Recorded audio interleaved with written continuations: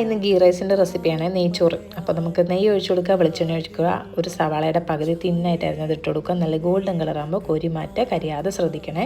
പിന്നെ അണ്ടിപ്പരിപ്പ് മുന്തിരിയും കൂടി ഇതുപോലെ ഫ്രൈ ചെയ്ത് മാറ്റി വെക്കുക. എന്നിട്ട് ഈ ഫ്രൈ ചെയ്തതിൻ്റെ മുകളിലോട്ട് ഇച്ചിരി പഞ്ചസാര തൂക്കി കൊടുത്താൽ നല്ല ക്രിസ്പി ആയിട്ടിരുന്നോളെ.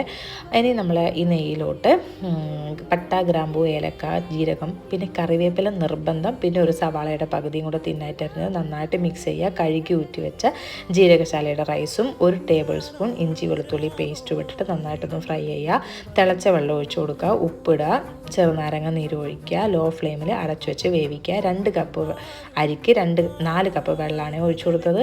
എന്നിട്ട് പകുതി വേവാകുമ്പോൾ ഒന്ന് ഇളക്കി കൊടുക്കുക. വീണ്ടും ലോ ഫ്ലെയിമിലിട്ട് അടച്ചു വെച്ച് വേവിക്കുക. അതേ കറക്റ്റായിട്ട് ഒന്നിനൊന്ന് തൊടാതെ റൈസായി വന്നിട്ടുണ്ട്. ഇനി അടുപ്പ് ഓഫാക്കുക. എന്നിട്ട് ഇതിലോട്ട് നെയ്യ് ഒഴിക്കുക, ക്യാരറ്റ് ചിരകിയത്, ഗരം മസാല, മല്ലിയില ഫ്രൈ ചെയ്ത് മാറ്റി വെച്ചതും കൂടി ഇട്ട് കൊടുക്കുക. എന്നിട്ട് അടച്ചു വെച്ചിട്ട് 15 മിനിറ്റ് നമ്മളെ നെയ്ച്ചോറ് റെഡി. ഒന്ന് ട്രൈ ചെയ്യണേ.